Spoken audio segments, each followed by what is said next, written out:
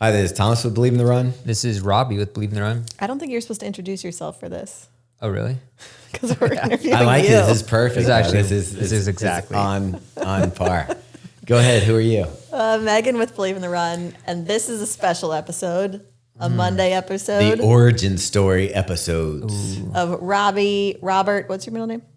Lee, and no, it's not after Yeah, that's right. It's not after the Confederacy. Yeah. Robert Lee Reddinger. Robert Lee Reddinger. They have statues of his uncle all over West Virginia. My grandpa's first name was Lee. My dad's first name was Robert.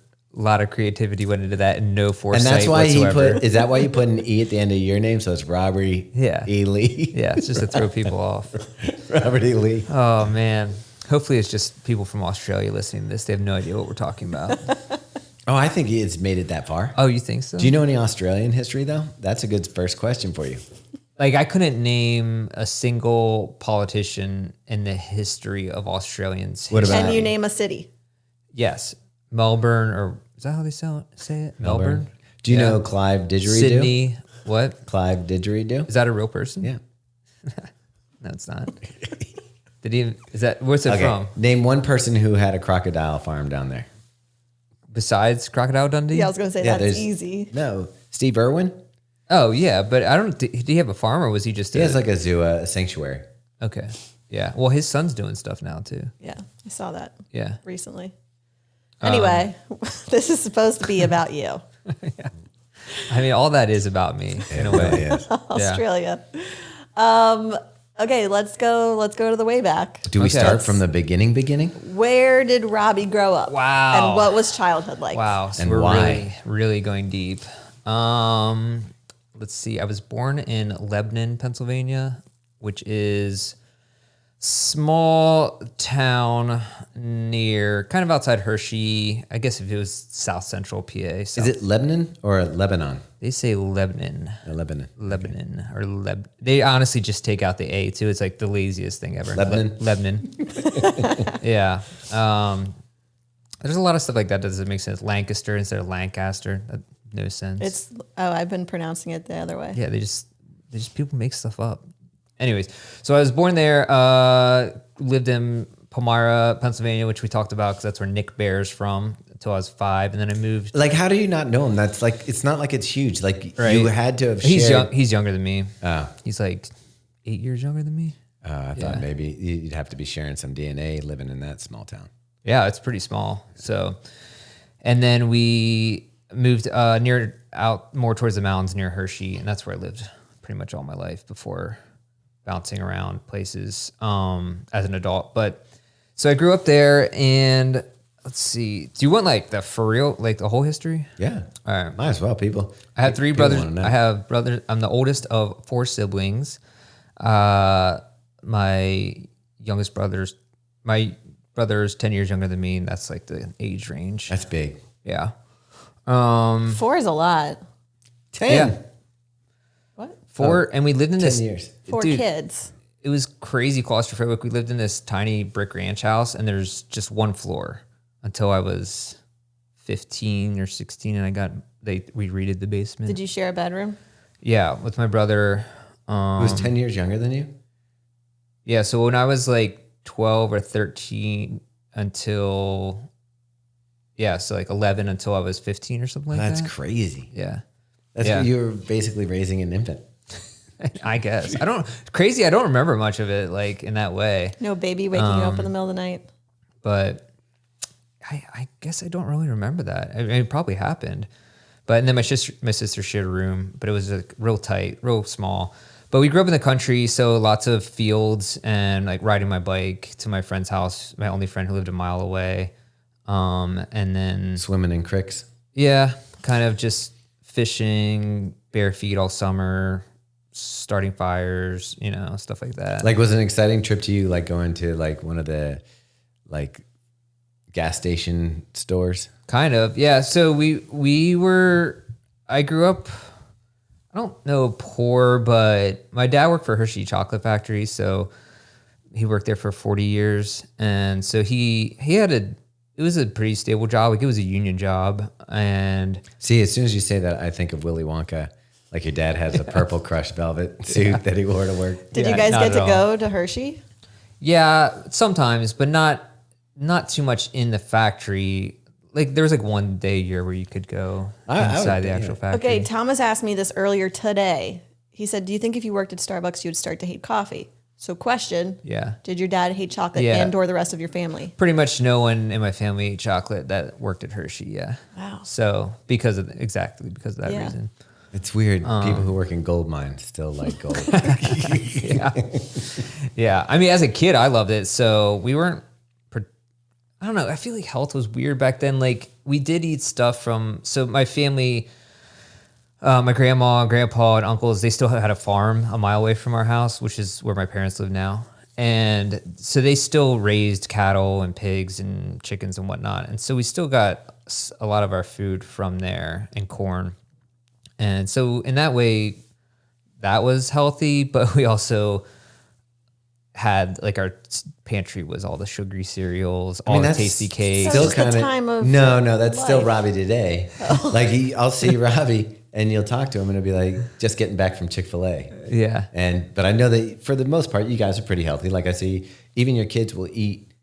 Yeah. Like they're not too picky. Right. I'd say it's balanced out. Like I definitely will eat terribly from time to time / half the week. Like, did you like pork rinds growing up? No, but my family, they made scrapple, which I never really liked. I still don't even like A lot it of that people much. don't know what scrapple is. If you're not from the Delmarva area, I don't think it's that big. Like I grew up in California and I only learned Yeah. about it when I moved here. I think it's mostly like New Jersey, PA. What is it? It's basically after you butcher a pig, which had to do sometimes with my family, which is a crazy experience when you're 8 years old and You butchered it? well, helped clean it. Yeah. Like my uncle, he would kill it and then you like strip cut it like. Oh, geez. So this isn't my all the origin parts. story, it's yours, but I'm going to throw in here. Our school bus, literally like one time, we saw a cow get slaughtered. Oh, like in Napoleon Dynamite? Like when that Yeah, it happens? was very Really? similar. That like when I saw that, I was like, oh my God.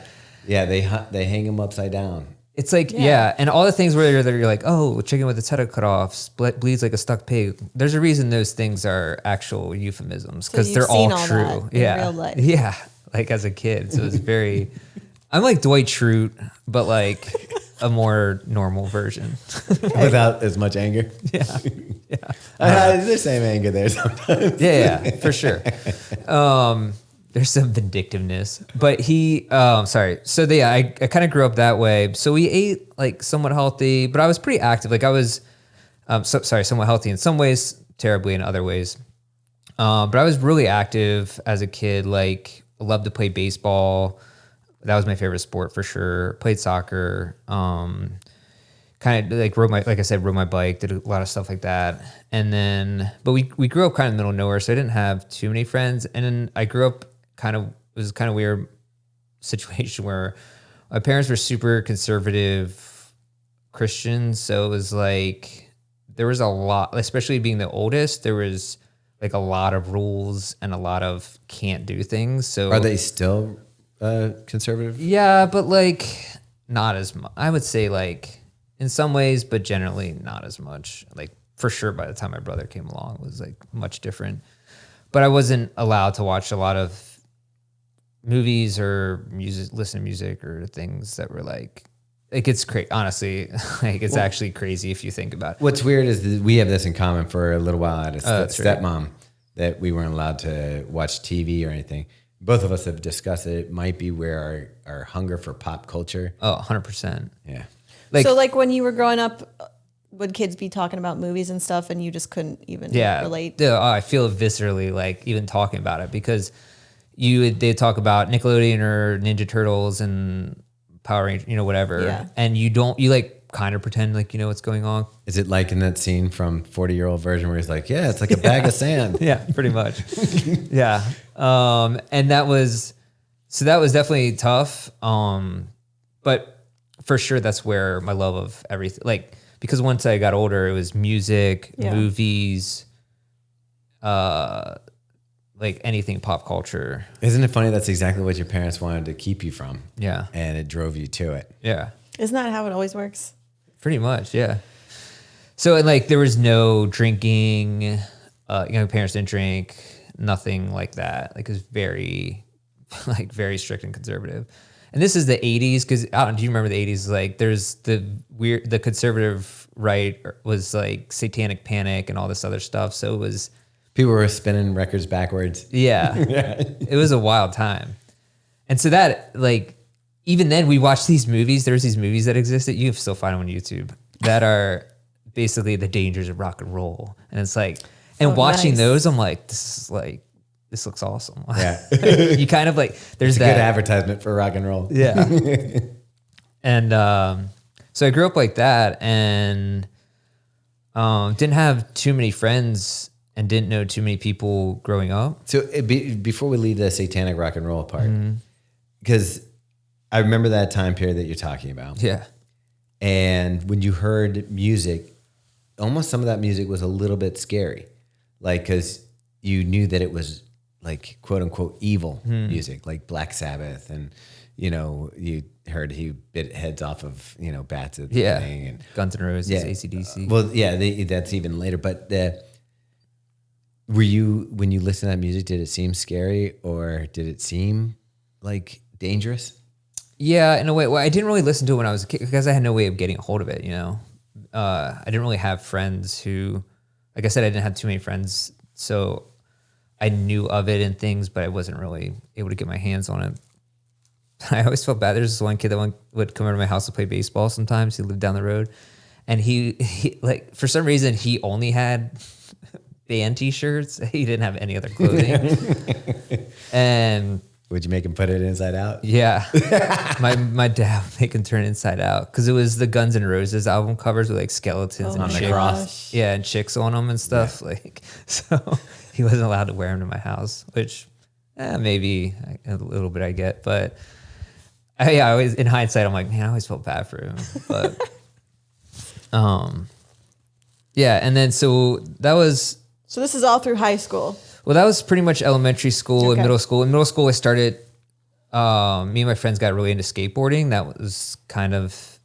There's like this kid that we saw with a skateboard, and we asked him about it, and then for some reason we all got into it. The little circle of friends that I did have, and that. Your mom and dad were fine with that.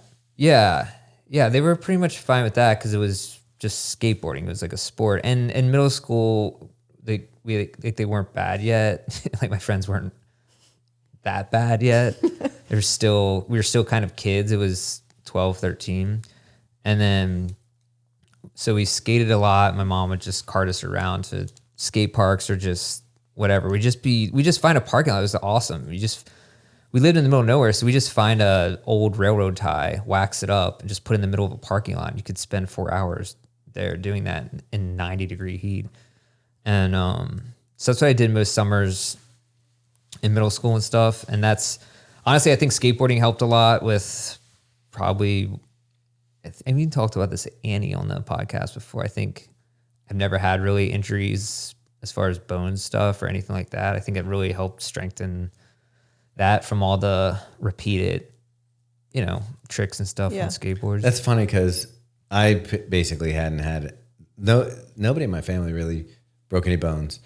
And like skating, you take some hard slams. I always joke about it now. Like if I did like just a small fall, I would be hurt. Right. But yeah. Yeah. There's surprisingly, I've never broken a bone. That's kind of shocking. Yeah. And so I did that for a while in middle school and that was fun. But those friends, then high school was weird because those friends started to like go off and kind of get into a lot of partying and drugs and stuff. And I was still like a good Christian kid or whatever. So I didn't really do too much of that. And I also forgot to mention, I grew up camping a lot too, going outdoors, and my family went, like we didn't go on vacations. We just went, we had a Pablo camper, but we would just go to like a state park or whatever. So I didn't fly till I was like a senior in high school or something, or junior in high school. And then, so we didn't like go out to eat or anything like that. So it was a very weird. That's interesting. What do your parents think? Like now with your job now, you fly all over the world. Yeah. It's like, interesting. what's their take on it? I mean, they think it's cool for sure. But it is weird because a lot of my family hasn't really been outside of PA. Yeah. I mean, I think they've been a couple other places, but nothing like they've never been to Europe or California or anything like that, or Texas. Mostly just some place on the East Coast. Do you think? Well, we'll get into your band stuff later, but yeah. Oh yeah. So then and in high school I still played baseball, but most of the other, and I still skateboarded, but a lot of my friends were, like I said, they were going the other direction. And honestly, like, it's kind of sad because at least two of my best friends, they've died of heroin overdoses since then. And like, it's like you could just see like that whatever started in high school at that time just kept going, like never stopped. And then when I was in high school, I started going to this youth group that was actually pretty awesome. Like I didn't have that many friends. I didn't know too many people. I was like I was friends with everyone at school, but I never had any friends. And then when I started going there, I met like, there's just people who are literally my best friends still today who I still met there in 8th or 10th grade or whatever, 9th or 10th grade. And so like I just met some really cool people who made me gain a lot of confidence. And it's really weird. I always think about this with my kids or even your kids. Like when you talk about Theo, I think about this, like, you're just like, where did that come from? And I think about myself where when I was younger, I had no confidence, didn't know anyone, like whatever. And then I just met these people who were just like cool, or I thought they were cool. And then I was like, oh, I guess I'm cool.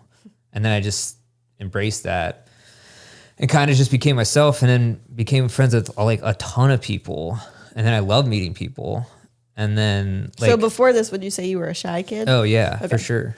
Like absolutely. And then I just like meeting people and meeting new friends and stuff.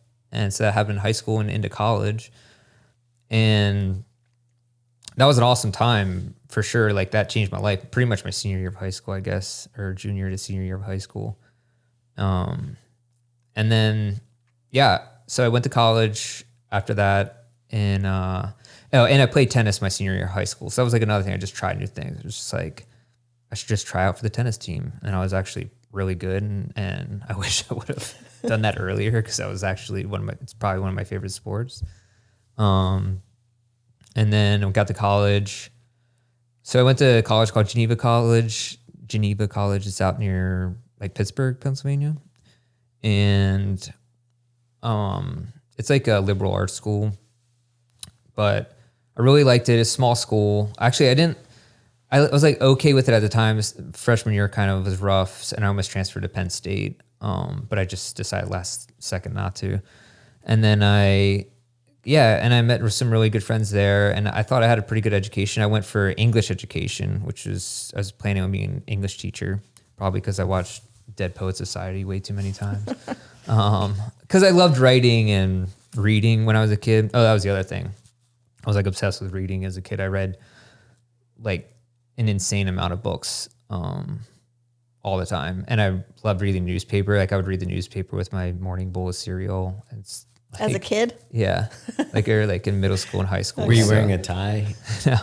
I just like read that. Like I loved reading everything pretty much. Well, because that was probably like your outlet. You didn't have right. access like, to movies and pretty much. Yeah, that is true.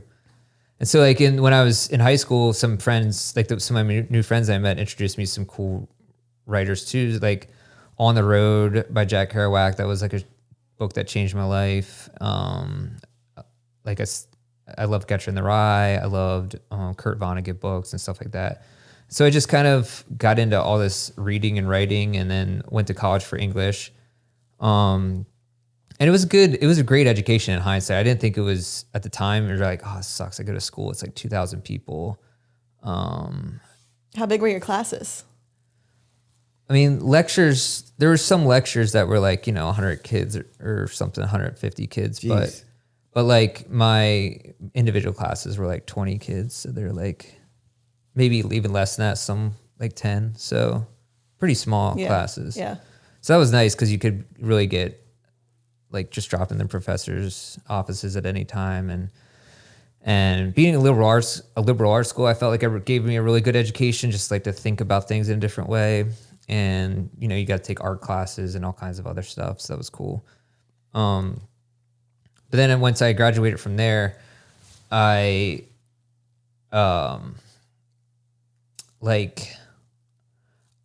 I did my student teaching my last semester of school, and it was at a poor steel industry town. Like the whole steel industry had left Western PA, so all those towns out there were just like ghost towns, and to some extent still are. But I student taught there, and it was like no AP classes, no college prep classes. It was just like everyone's in the same class. So it was, for student teaching, it was pretty rough because you had to deal with like so many behavioral problems, and just, I don't know, I just didn't like it. And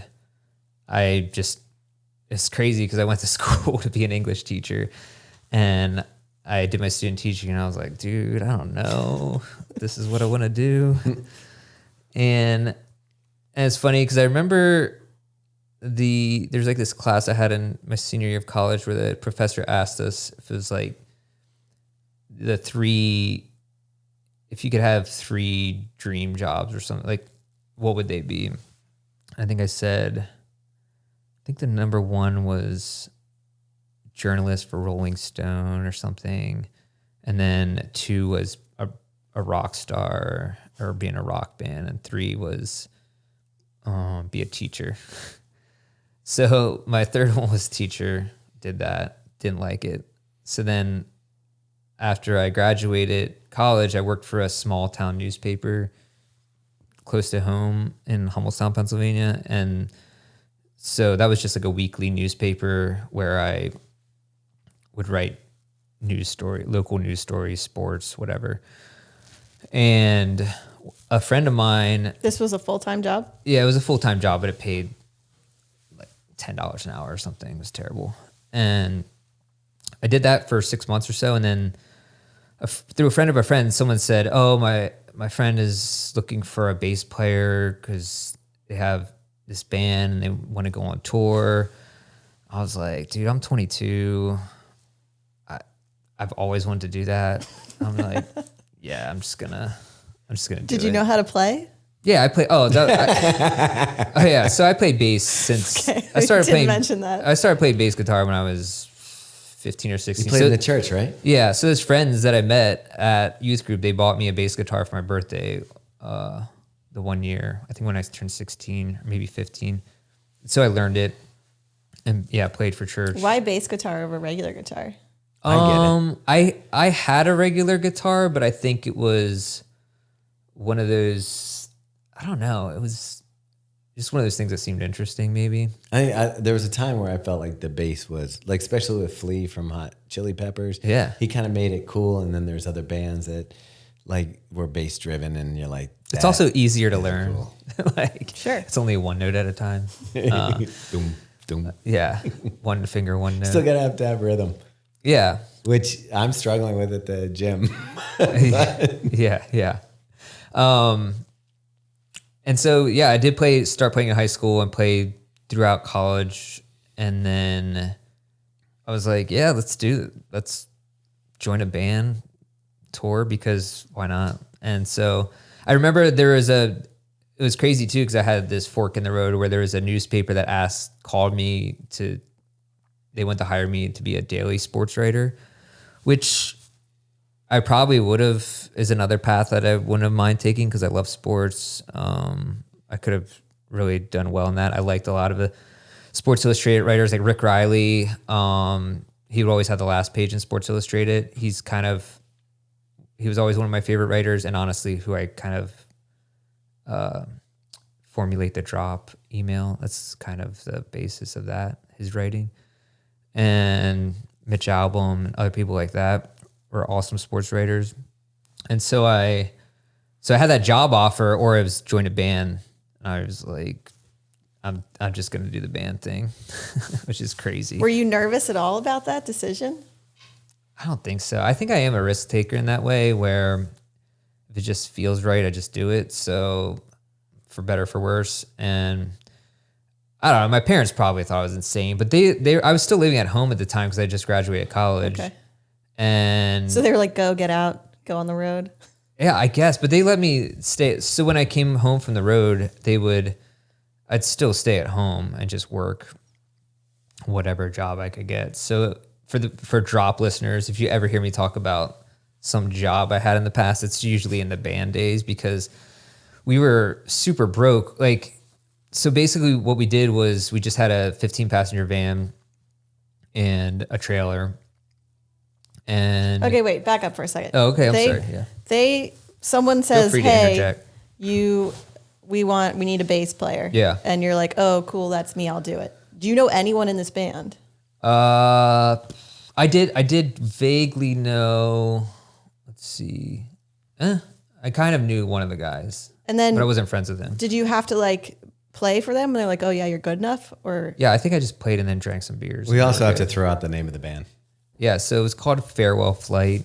We weren't that big. If you look at it's still on Spotify though. But it was based out of Harrisburg, PA, and we were all DIY. So this was a weird time for bands because it was 2005, 6, and it was right after like CDs were dying off. But the internet was still kind of lagging. LimeWire? Napster. So yeah. Is that what we were doing? I mean, there was Did you have sharing a services. MySpace page? Yeah. So it was like height of MySpace. All right. But the problem is that MySpace didn't have great promotional tools. It wasn't like today where everything's integrated and Instagram and Facebook and whatever. So it was so difficult to find.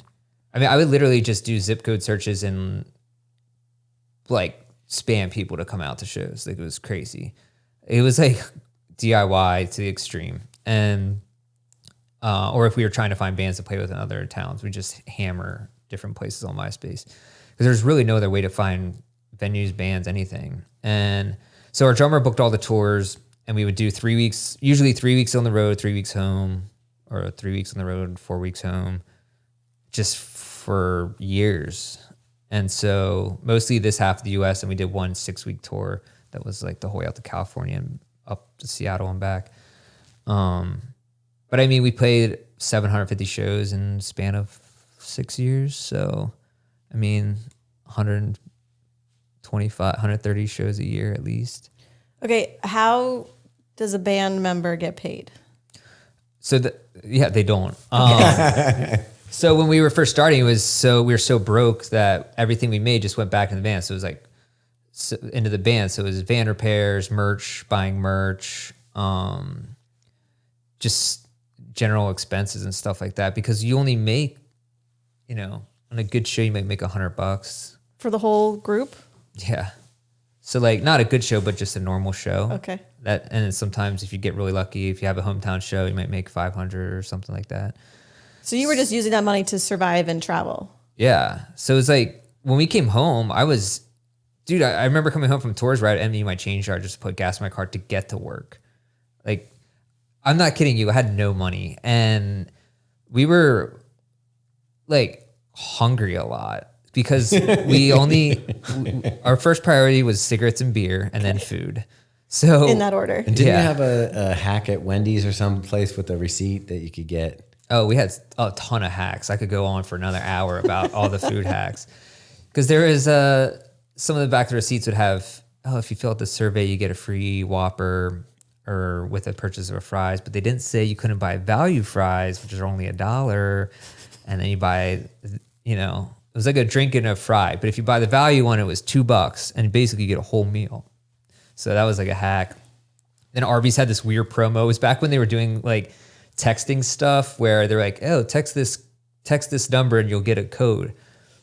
Well, they didn't limit how many codes you could get. So we would just be texting this number. They had this promo going on for like 2 months where we just hammered these new Arby's sandwiches that they had coming out. It was insane. And then another time Taco Bell had this competition for bands on the road and we got $500 in Taco Bell bucks. which were $5 checks, and they were actually like checks, legal tender. So if you brought them about a 49-cent taco. yeah, so you'd buy a 49-cent taco, they have to give you $4.50 back in cash, which we then just spent on beer. And it all worked together like that. So it was like trying to find out crazy hacks to just survive, basically. And of course, we're just drinking Keystone Light the whole time. There's no other options. The fact that you're still alive is impressive. It's actually incredible. I mean, sometimes I'm like, did I burn the candle too much at that end? And it's all going to come crashing down in like 2 years, which it may. But and then we had a van that ran on vegetable oil. That was the craziest thing because it ran on, because we were trying to save money. So we got this whole system installed where this huge tank of vegetable oil sat in the back of the van, like 120-gallon tank. This is real? Yeah. I know somebody else who did this, and the car smells weird. Yeah. You just, like, we would go. So what the idea is, you have this tank in the back, has two split with 2 different sides and 2 different filters. And it has a hose. So you have to go to restaurant dumpsters and pump the grease out of the dumpster into your van. But the problem is, you can't just roll up to McDonald's and just pump it out, because their grease is so bad because they just fry things endlessly. And so you actually have to find decent quality grease. So like Taco Bell actually has very good grease. Chick-fil-A actually has great grease because they change it regularly. But then any other fast food restaurant is horrible. So we just had we had a whole book with like the best restaurants in like the East Coast with like the best grease. Wow. And we'd have to do rounds every 3 days. Like we'd split up into teams of 2 and find the grease or whatever. But the problem with these vehicles, they also run really dirty. Like it's hard to keep those. How many of engines. you are there, and how many are you sleeping in this van? Four of us, but we'd always have a friend or 2 who would just jump on.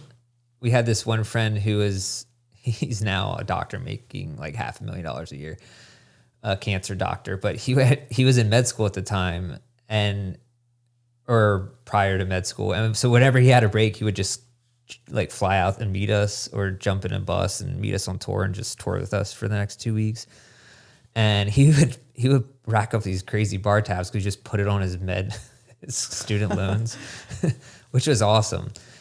And we had other friends who would just jump in a van for a week and just hang out and then go back to where they were or whatever. So it was kind of a rolling circus. And but it was awesome. It was the best. Definitely the first few years were the best times. Just, I mean, and honestly, it taught. At the time, I was, especially as it went on, it started to feel more like failure than success, because we did have some interest in labels in the beginning, and we had played with some cool bands and met a lot of cool friends and recorded a couple albums in Nashville with some good producers and stuff like that. And now but then it started to die off. And This is like year 2, 3?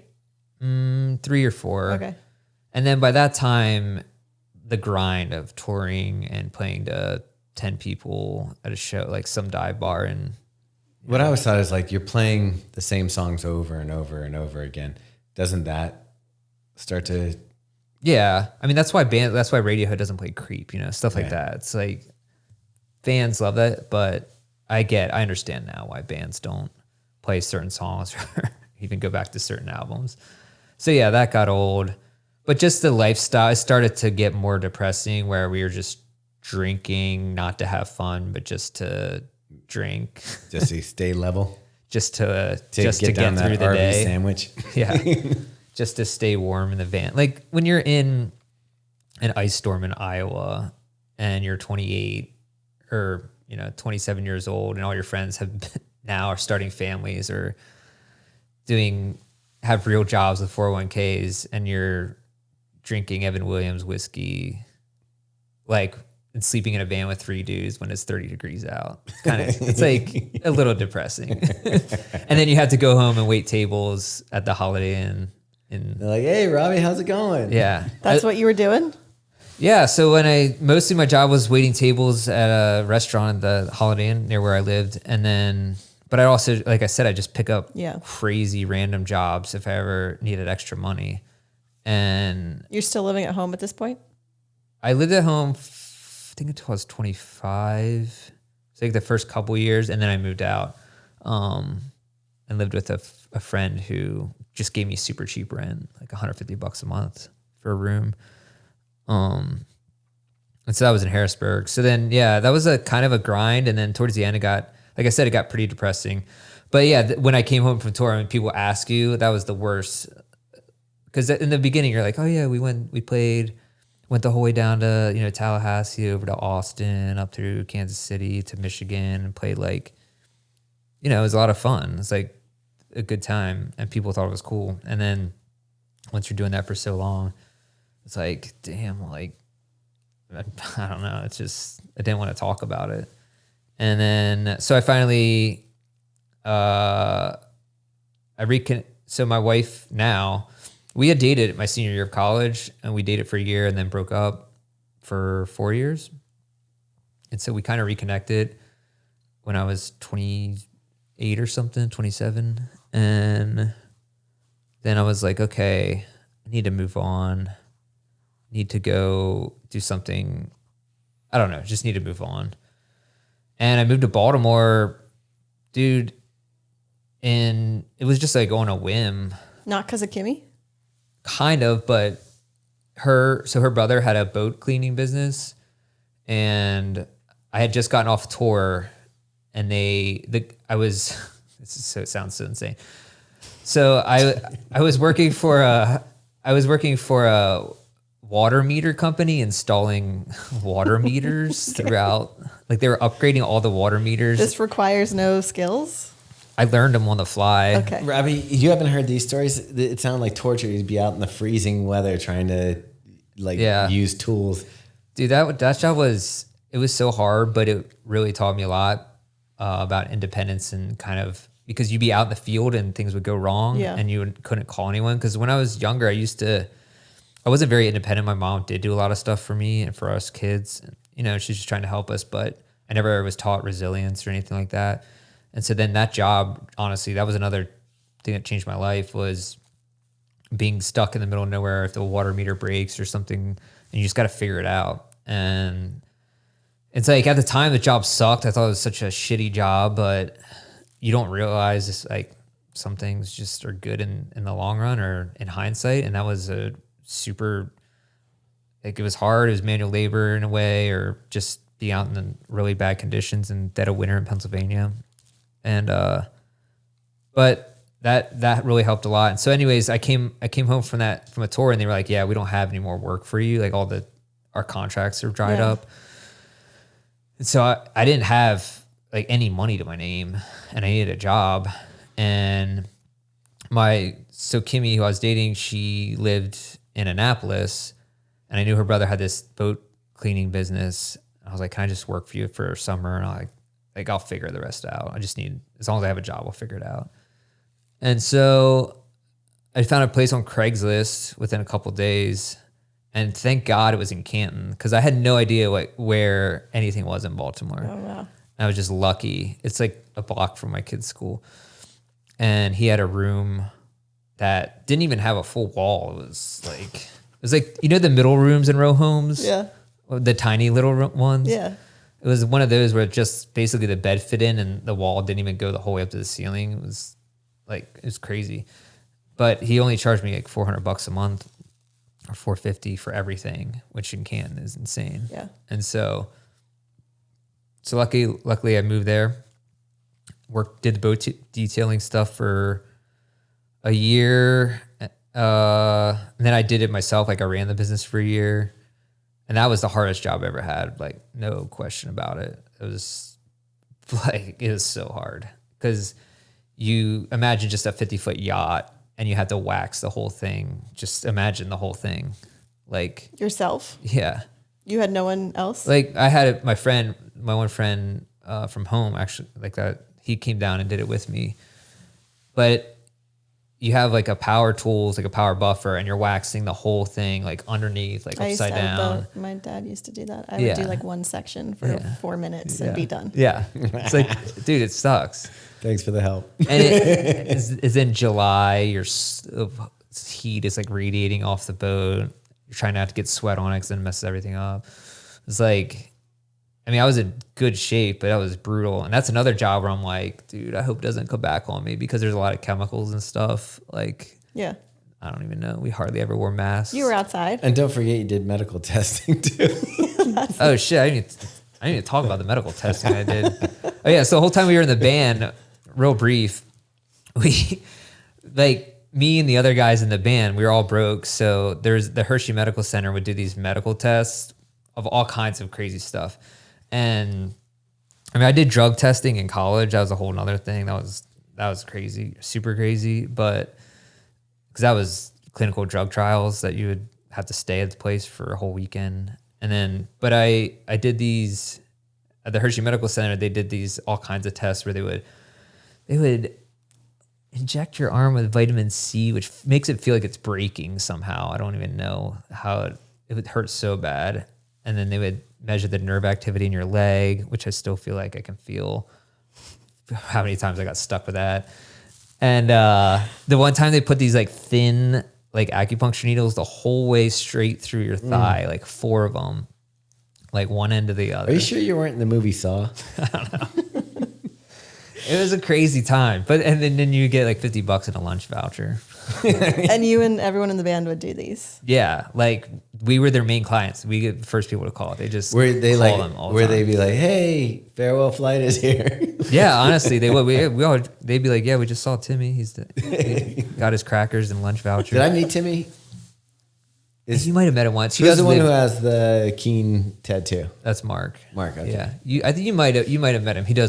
He actually lives in Baltimore now, but yeah. So I thought it was weird that I used to listen to this song on Spotify that was one of your bandmates' songs. I still think it's a great song. Oh yeah, that's right. I forget the name of the song now. I'm trying to remember which one you listened to. It's the one where he's like, pretend that you love me. Yeah. What's the name of it though? Anyways, his name's Lukr, Lukr. You should check out his music. It's great. Yeah, I thought his voice is really good. Yeah. No. I was listening to him, and Robbie goes, "What are you listening to?"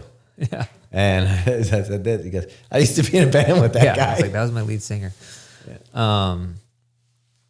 And then So boats was the last. So did the boats. Yeah. So the other guys in my band. So when I left the band, they moved to Nashville, and You broke up the band? our drummer. Once I announced my departure, our drummer was also Mark was like, I think it was the writing was on the wall. I don't think it's that crazy. But then the other guys moved to Nashville, and they wrote songs with a lot of other people and played country with country music artists. Like, I would think that it's such a hard road unless you have that success. yeah, And even if you have the success, then you got to try to repeat it. But it's just everybody wants it. Everybody is trying to do it. And if you're out there in a van and you're freezing in the middle of Kentucky or wherever you were, yeah, eating, RB sandwiches because that's what you can get. yeah. The will to continue going on and to continue pushing in that direction has to hit a limit at some point. Yeah. Yeah. No, exactly. Which it did. I mean, it's hard. It was hard. And so I think I was definitely, it was a weird, leaving that was tough. And then moving to Baltimore because I didn't know anyone in Baltimore besides my wife. And then, but she lived in Annapolis at the time. And at the time, she wasn't your wife. Right. And so I didn't really have any friends, and it's a huge, you don't understand how much of a lifestyle change it is, because when I was in the band, if you think about 3 weeks, I've never been this close to anyone in my whole life. Most people aren't. We would be with each other literally 24 hours a day, where you're playing together, drinking together, sharing the van, traveling together, sleeping on the same floors next to each other. It's almost like being in war, not in that way, but I understand. I never understood why people want to go back to war. I mean, like camaraderie. Yeah. And I never understood why would you want to go back to war? You're at home. Why would you sign up again? But I totally get it because it feels like a whole piece of you is missing when you have that. It's not the war aspect. It's not the danger. It's not the depression. It's like that part of being close to people like that. And then being completely out of that. It's like really hard to deal with. So that was actually pretty difficult for me at the time. Because we just stay up till 4 a.m. talking and drinking and hanging out. Like, this is before, I mean, I think cell phones were, like iPhones had just come out, but it wasn't like it is now. Like you wouldn't be scrolling Instagram at night. Right. Yeah. So it was like, we all just hung out all the time and talked. And honestly, that's where it's weird. Cause I think some people do like this podcast because we have a good sense of humor. And I don't know, I feel like I'm pretty good sometimes with thinking of things on the fly. But all my, like anything, all my humor or, I don't know, responses and things like that all came from them and practicing that for years on end because we'd all just riff off each other. And I'm not saying like I'm a professional comedian, but I'm saying like, it's easy. It's easy to just like flow in conversation and let things and think of things in the fly because we would always just be hanging out and talking and riffing off each other. And all my friends are 10 times funnier than me. Like I'm not even close to being it's pretty, yeah, anyways. And so that was hard getting out of that and then had to transition to living in Baltimore.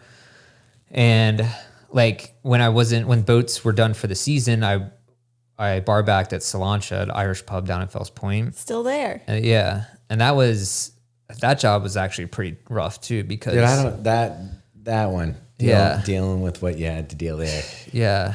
I remember when Brandon came on board and he was still part-timing. Oh, right. At Riptide. At Riptide. And I was like, what'd you do this week? He's like, I cleaned vomit off the toilet and had to mop out diarrhea all over the floor. And I'm like, dude, how much do you need? How much do we need to pay you so you don't have to go back there? Yeah.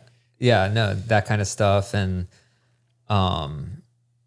that is wild because I worked in kitchens my whole life and there was always unsavory characters, but coming to Baltimore, it's like the first cook I met had murdered someone and was out and just got out a couple years ago or whatever. And he was actually cool. Like we all hung out together but he was in the Black Gorilla family, which is one of the most notorious gangs in Baltimore. And it was just a weird, crazy mix of people like being in a kitchen in Baltimore.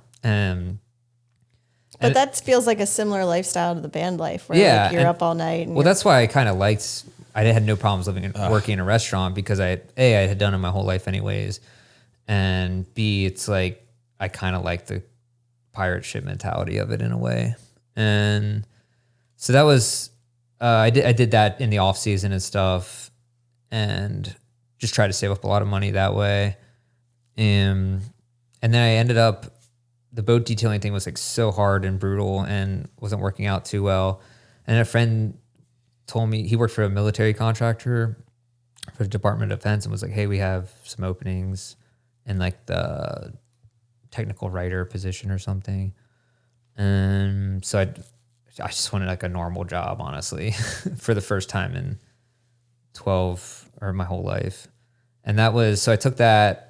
And what year was that? That was like when I was 30. So I was right when I got married. Yeah, 30. Okay. And so it was 12 years ago. And that was the other thing. When I left the band too, I thought that whole time I was like, oh, I wasted my life. I thought I was so old. Like I really did. I was like, oh, I'm done. I can't even, I'm bound to. Isn't it weird when you're 26? You think that your life is over. Insane. And I thought I was bound to just do manual labor garbage jobs my whole life because I had a pretty low self-worth at the time. I was like, I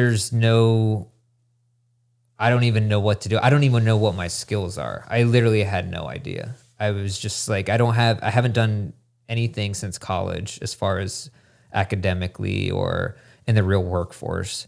What's my resume? I still lived out of a van for 5 years and waited tables. It's like, I don't even know where to start. And so I honestly didn't even know. I was like, I'm never going to be able to make money, like have a real job. And so then, And Kimmy was like, yes, I do. yeah. And then Kimmy she had a real job. So I was like, let me get on that. You got healthcare. Yeah. And yeah, I mean, it was crazy I don't know, I think her parents were a little, What are you doing? yeah, like, and that was part of why I wanted a normal job, honestly, just to prove to them that I had it somewhat together. I've always postulated that men and evolution of what we do in this world would have never happened if we were content just not having a spouse or having a partner, because I think that most of what we do is think about it. If you weren't trying to impress a woman, you would never comb your hair or dress or anything like that. We'd all be still in the caves. We'd all be hanging out.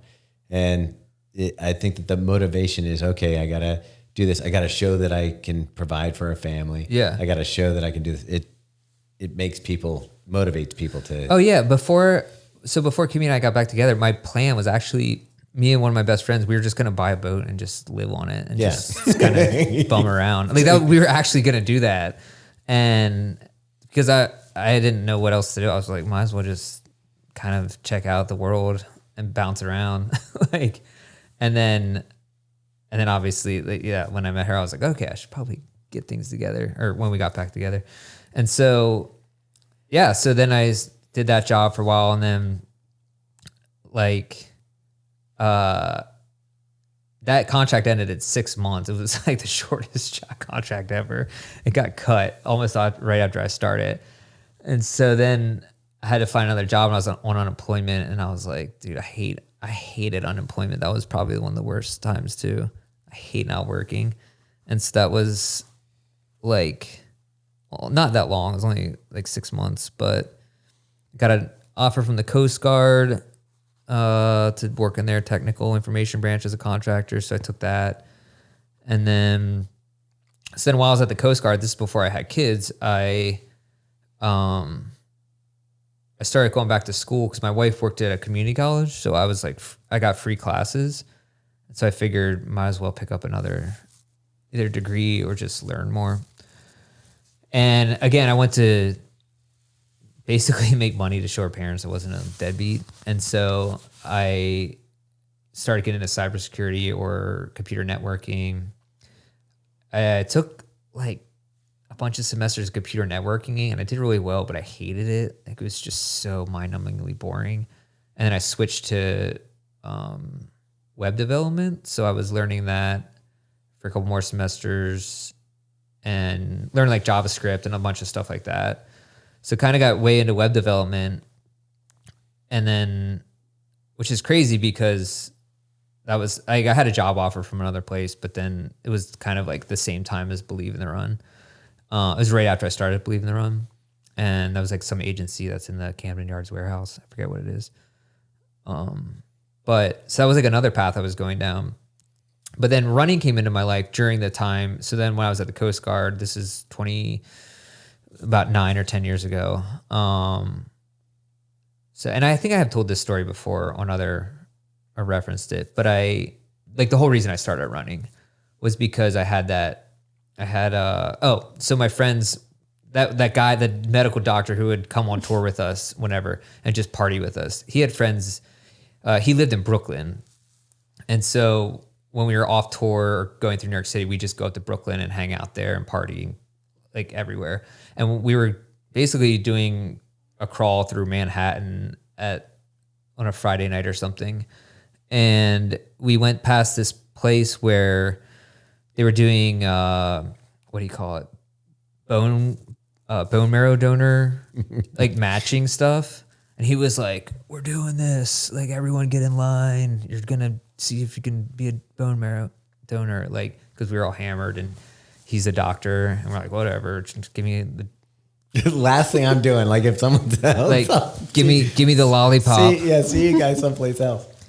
So we all got swabbed for it. And then this is probably 2009. And then 4 years later or something, I got an email from this company that said you'd been matched to be a bone marrow donor, you matched with someone. I was like, what the heck? What is this? And it's like I had to think back. Like it said the location of where it was, where I gave the donation, and it kind of came back to me, and I was like, holy, that's crazy. So I like looked into it, and it seemed, you know, I don't know. I guess you save someone's life. It doesn't seem like a huge risk. It's not like giving your kidney or whatever. Yeah. And I was like, whatever. Yeah, I'll do it. And so they have to give you a huge physical because, you know, so you go, they flew people in from around the country to Georgetown Medical Center or whatever. And I mean, I just drove down, but it's kind of pointless. And so they give you like a full scan, MRI, x-rays, like everything. And so the scan came back and they said, you have the lymph nodes in your chest are enlarged and they look abnormal. So you need to see a cancer specialist. So they recommended me to the University of Maryland Cancer Center or whatever. And obviously I'm like kind of freaking out because I'm like, that seems weird. And so I went there and obviously I couldn't do the bone marrow thing. So that was pointless. And then I went to the medical center and they looked at the scans and the chest, like thoracic surgeon or whatever was like, oh, you have, your lymph nodes are enlarged, but you also have a mass on your pancreas. And I was like, Googled mass on pancreas. Yeah, that's not gonna I'm going to die in results. 6 months. Yeah. Was that the like Patrick Swayze Yeah. thing? Yeah. Wait, Well, whenever you hear pancreatic cancer, that's like Goodbye. you assume it's over. yeah. Or even if you don't, from what I recall, even if it's benign or something, it means that sooner or later, like it's like It's inevitable because they can't really remove. Sure. It's very hard to remove them, so without messing things up, and so I don't think that's the case anymore. it might not be. I don't know. Yeah. But I recall at the time it did not seem great. So then they start doing more tests on me and running me through stuff. And it's taken a couple months. So I'm like in this limbo spot in life where I'm trying to figure things out. And so this is in fall of I think it was 10 years ago, 2014. And at the time I still smoked. And I was like, I'm just done. Like, I have to quit smoking. Because my wife had wanted me to quit forever. And I've been trying, quote unquote, trying off and on. And I was like, all right, I just got to do it. So Halloween night, actually in Fells Point, was the last time, well, until I had a cigarette after the Berlin Marathon. But that was the last time I smoked for real. And yeah, we just partied, hung out at Fells Point, and then that was, so November 1st, 2014, just quit. And after that, so then the scans and everything, this took like 6 months, and they did a endoscopic ultrasound where they knock you out and then go down, put a camera and stuff down your throat and look around or whatever. I think that's what they did. Is that what they did? Sounds great. And they were like, oh, you don't have anything wrong. I was like, see, that's cool. Megan made me go to the doctor a while back. And I go and he says, it looks like there's something wrong on your neck. He's like, it could be a cancer polyp or something. Yeah. So I freak out for like a week because you have to get the scan. You got to go get the results. For 2 weeks, I'm sitting there basically sweating bullets. So I know how you feel, but yours sounds even worse. Yeah, 6 months and pancreatic cancer. cancer. Sounds a lot worse. But I went and they're like, no, you're fine. And I'm like, this is why I don't go to the doctor. I mean, so it honestly still angers me. A, because my medical bills are $20,000, but because my wife had great insurance, she worked for the state. It was pretty much nothing, right? Wow. So, but imagine if I didn't have medical insurance or anything like that. All because you decided drunkenly to get help swabbed for marrow. To help someone. Moral of the story, don't help anyone. Yeah. No bone marrow. And so... Keep that bone marrow to yourself. But it really did give me a lot of distrust in I'm not saying that they weren't well intentioned or didn't whatever, but I'm like, that's a big deal. Like that's a life changing deal in so many ways to people. Yeah, you could have sold your house. Yeah, like in so many ways. And he was just like, oh yeah, I guess we read the scan wrong or something. Like he literally put his hands on my stomach and was like, yeah, I feel it right there. Like he told me that to my face. Now, do you always feel that spot and like, is there something there? Well, that's funny because when I was doing that, I was like, oh, I'd feel it too, but it's probably just, I don't know, a rib. One time I was at the doctor. It was a McRib that I just ate. And he's like, oh, you got to be careful. You might have a hernia tear at some point. So now I always feel that area like, yeah, is it happening? Right, is it happening? Yeah. Yeah. And I don't know. It's just always, it still makes me mad at this day. And I mean, I just look at it, the silver lining was that I quit cigarettes and started being more active. So I started. I was gonna say, so this is your story into running is all stemmed from this? Yeah, because then I started just finding other things to do. Well, if you think about that, even though if you'd had to pay that $20,000, it would have been an investment. It was almost like college tuition into getting into running in this job. Yeah, that's true. And so I started riding the bike I still have, the single speed. I just started riding that around, doing like all over the city and wherever. So that started to get me a little bit more fit. And then a couple years later, I don't know, I was just looking for a new challenge because I had done a lot of bike packing stuff and things like that. But for some reason, I always like kind of hated runners. And I was... Nerds. They're all wearing these short shorts that talk about marathons. Oh, I ran a marathon, blah, blah. There was a group that was a little different in Baltimore. Yeah, yeah. And so at the time I told myself I was going to run a marathon. I was like, I'm just going to do it, just to check it off, say I ran a marathon, be like, that's not a big deal, whatever. And a friend of mine who did run, she was like, I think you should probably do a half marathon first, which was very good advice. That was the opposite advice I got. Yeah. Really? And so I did a half marathon first, and I ran with Charm City Run to start out because they have training groups. And so I trained for the Rehoboth Beach half marathon. So that was my first one. And I finished in just over 2 hours, 2:01, I think. But it felt amazing. I was like, this is crazy. And when I first started running, it was like awful. It was so bad. I couldn't run a half a mile at all. I remember just running down to the waterfront and then coming back and counting cars to like mentally get to the next one. Do you know what I mean? Yeah. Or just... Were you getting cramps or what was going on? No, I couldn't. It just sucked. Like... Okay. You know, and you're starting from zero. Yeah. So that's basically from your house, that's about a mile. Yeah. And it was, what pace not, I mean, I actually probably was running fine. I was probably running harder than I should have been. But it's probably probably a 10-minute pace, honestly, probably 9:30 or 10. And yeah, it was so awful, but then I just kept sticking to it. And obviously by halfway into the half marathon training, I was like, all right, like actually starting to like this. And then, first half marathon felt awesome. Finished pretty strong.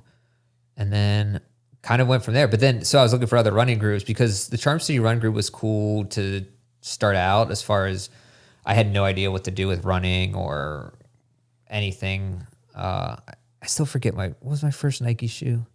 My Yours? first running shoe was the Nike. I remember you about the Arrival, but that was... but it was a Nike. It was a gray with the like gray and yellow highlighter accents. It wasn't the structure. It was no, I know what you're talking about. It was a it was pre-React. Had the that's the one I ran New York in, I think.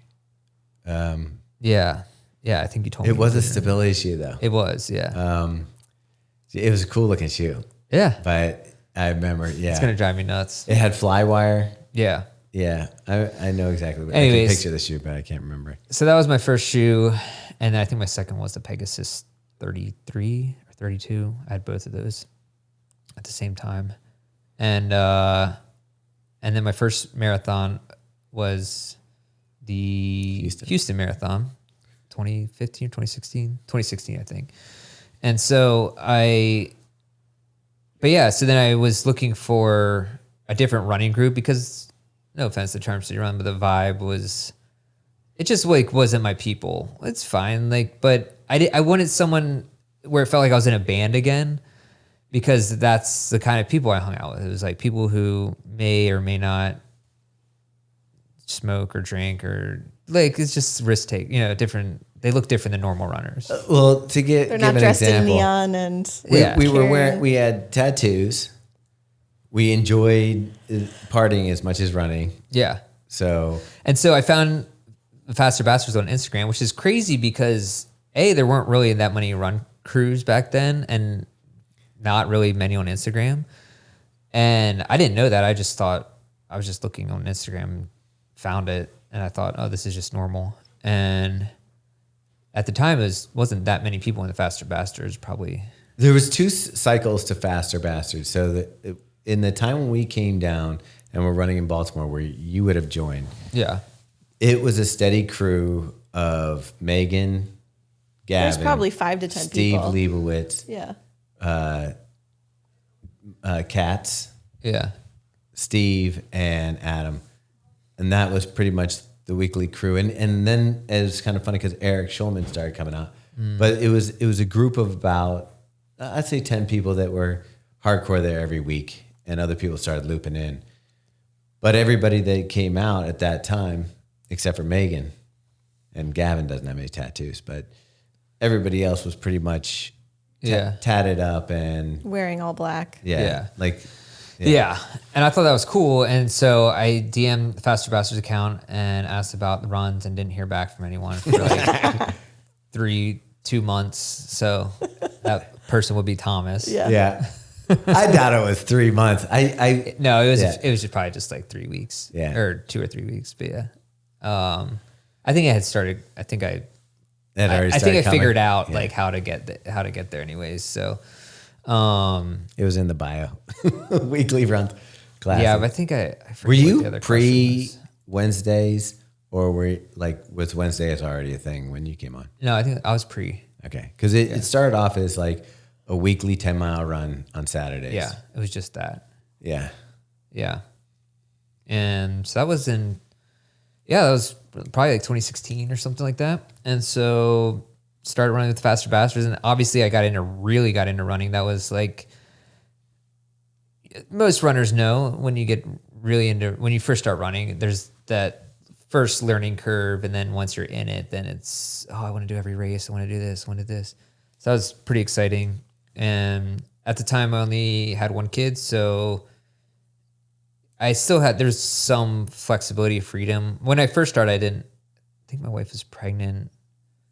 Yeah, so my first marathon, my kid was 8 months old, my first marathon. Yeah. Because I remember I'd known you'd come out to like 1 or 2 runs at the time. Mm-hmm. And there was a First Thursday concert. And it was after we made the one hat. And I like looked over and I saw the black one. Yeah. I saw you at the First Thursday concert wearing the hat. And I didn't know you well enough at that time to like, even though we probably run together, I didn't go up and be like, hey, what's up? Oh yeah. Or anything like that. Like I was just like, you used to go to First Thursday concerts? Look at you. Yeah. You used to leave the house. That's crazy. And I think you had a baby with you. Yeah. That's probably why I didn't say hello. I'm like, I'm not getting it. Yeah, he would have been like 1 at the time or something.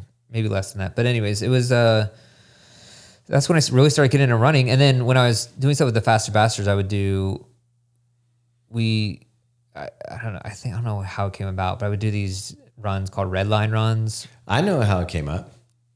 Was it just? No, it was very specific. Okay. So you came up to me one time and you're like, I'm tired of doing the same run every week. Yeah. Could we do a different run? And I was like, yeah, absolutely. If you want to organize it, we'll put it in the email. Yeah. And do it. And I, at the time, was like, oh, his name's Reddinger. Let's do a red line run. Yeah. And there was 2 different things going on. There was a red line, which was going to be a extension of the light rail east to west in Baltimore. Yeah. Which people were like all pissed off about. which is coming back. Oh, it is coming back? Okay, so people were all mad about that. And then I didn't know the political Yeah, I didn't either. term for redline. So we're doing this redline run where a bunch of dudes with tattoos and everything like that. Oh, and redlining like to the limit. Yeah, like, that's in what racing. we're thinking. Yeah. Matter of fact, I think it was more redline like that is what I was thinking. Yeah. So you put it together. I believe the first one. I remember the first one. The first one was crazy. It basically started by my house, and then we went up to basically Herring Run Park. But we had this wild route that I was like, let's just do something real weird. I think people were freaked out. Yeah, because you had to go through like I remember a field or something. Yeah, I was like over railroad tracks, over these guardrails, through a hole in the fence. I remember somebody complained. They're like, "Dude, we were walking in It was like Dave Bush, I remember. it was. He's like, it was like thigh high thorn bushes. And they weren't happy. That was the easy part. And there was a bunch of crazy stuff, but I was like, yeah, welcome to my world. This is what happens. And so, and it ended at the Venice Tavern, which was great. Yeah. It was a good after party. So then I started doing those every month or two. And that was a lot of fun. We had some good runs in that. I need to bring one of those back maybe sometime. I remember a horrible one we did that went on that park. Is that Pigtown over there? Yeah. Oh, when it was rainy? Yeah. Yeah. And it was like hot rain though. It Yeah. was like steamy. Yeah. And it was a lot of hills. And I'm just like, ugh. But the bar last hangout one. was cool. The though. bar was cool, but it was air conditioned. So we that's came great. in from being like hot and I sweaty think I brought a and wet. I think I came prepared. I think I brought a change of clothes with me. Yeah. I ended up scootering to the start of that one. So I rode a scooter to that one. I remember that's when scooters first came out. Yeah. I was like, yeah. So then I basically got, we were running with the Faster Bastard, but I was still working at the Coast Guard and doing that full time. I was just I was reaching the end of my rope there because I was in one of those jobs that Elon Musk is going to cut on day one. But no, actually it's not going to get cut because it's part of the Homeland Security and they have their budgets tied up. But it was frustrating because I worked in government. This is like classic bureaucratic government. So I'm in government, work in a cubicle, probably had to do 4 hours of work a week. And that wasn't everyone there, but just the position that I was in. And there was nobody cared and nobody was pulling the same on the team. So I was just like, well, who cares? And so I was sucking my soul dry and I just had to get out of cubicle world, or especially government. And I just remember this one time, a friend who at work, was a great guy, but he's just a straight government lifer. And he had this spreadsheet, like an Excel spreadsheet of every one of his GS steps and his promotional rates and how that would look like when he turned 62 or whatever, or 65. Oh, jeez. And it was laid out each year exactly. It looks like Severance. Yeah. And that was the moment where I was like, I gotta get out. I can't do this. And it was crazy. And what happened, so I had been thinking about this for a while. And then you and me and Ryan Detter one time were hanging out at a bar. Watching a Browns game. Watching Browns Steelers game, I think. Might have been, yeah. At a bar in Canton. And we got to talking. And I had been writing for Believe in the Run. Yeah, you Like do. You were reviewing. My Yeah. favorite was we got an Epson watch that looked like a home printer, and it was like big and bulky. And they're like, "Do you want to review this?" I'm like, "I don't." But Robbie, you do technical writing? He's like, "Yeah." I'm like, "You want to review this?" He's like, "Yeah, I'll review it." Dude, I think I wrote 3,000 words on an Epson GPS watch. It was insane. Which was also a piece of. Yeah, it was a horrible watch, GPS watch. Like Epson, who makes the printers. Yeah. Like, why are you making this? And I also started shuffling, like any shoe I didn't want to review. Yeah. Be like, "Hey, Robbie." Thanks. Well, hey, I we know. do it to you. No, do it's it to actually people. especially when you first start reviewing, everyone, you want any shoe you can get. Yeah. So I got you. But it also, I think, honestly, we still do that with our reviewers. They're not going to get like to go back to your pig rendering days. Yeah. They're not going to get the good pieces. They're going to get the Yeah. leftovers until they kind of prove themselves Right. and move up. Or Oh, I never even said what scrapple was. So oh yeah, scrapple is when you, after you butcher the pig and have like all the normal cuts off, Yeah. you put everything into, and they make the sausage and everything. You put the rest of the pieces into and like just grind them up. face meat, Yeah. like anything, ears, Okay. So it's just the pieces you don't use. and then they put cornmeal to bind it. Let's move on past Exactly. that one. Yeah, so that's mean- that's not like you don't go where I grew up in California. Yeah. Not once did I ever see scrapple on the menu. Yeah, right. I don't think it's a West Coast thing at all. Yeah. But out here, people love it. There's a whole festival for it on the Eastern Shore. We just gave a bunch to my brother-in-law yesterday or Sunday. Yeah. But anyway, so that was scrapple. But then, So you're at the bar talking. so we're hanging out talking, and I think it came up, like basically that I want to leave the job or like find a way to work for Believe in the Run or Big Run Media. And yeah, you were like, I think you just flat out asked. You say, "Hey, I want to work there," and I was like, "Dude, I wish you had said this a week ago. We hired this dude, oh, that's right. and he was horrible. Yeah. The guy he stole money from us, Yeah. and I was like, his wife was an employment attorney, so he probably knew like, because what had happened was we had to let him go, and then a check went through afterwards, like it was on auto pay or something like that. And we're like, "Hey, bud, you know that's not for you. Could you Yeah. send it back?" And at that time, Big Run Media was just starting out pretty Yeah. much. So the amount of money that was not insignificant to us. Right. And so you would say, "Hey," and I was like, "Dang." So I'm like, "Hey, we got to fire this other guy." I said, I don't know if I said, maybe to you, I said, "Let me talk to Meg," or something. Yeah. I think that is what you said. And I talked to Meg and I was like, "Look, he'd been writing for us. I think it would be good. You know, he can help out with Big Run Media, and him and I can work on some Believe in the Run stuff on the side." Yeah. Because Believe in the Run at this point, that started in 2009. This is probably, how long have you been with us now? 6 years. Yeah. So 6 years Or ago. 2019. And Believe in the Run at that time was still like, it was more than a hobby, but it wasn't a business. Right. And so you came on and Meg said, "It's fine as long as we focus on Big Run Media." Right. Right. Yeah. And that so, went by the wayside. and so I was, once I got the green light, I told the Coast Guard or my contractor at the Coast Guard, I was gonna quit, which was, they had just switched contractors. Like my contractor lost the bid and got passed off to another one, which is pretty normal.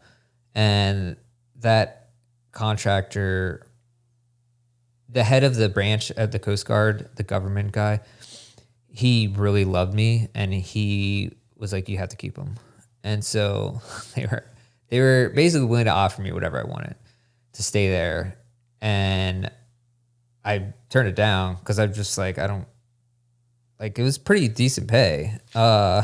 And like, it was definitely a pay. And I'm not saying like to say it was pay. Like, I know you only had so much money. I understand that. No, we'll be real here. When we hired you, Yeah. we didn't have any money to pay. Right. So when we gave you, like, I think we talked about a salary at the time. Yeah. And so we're like, "Okay, Megan, we'll just give it a shot if it doesn't work out."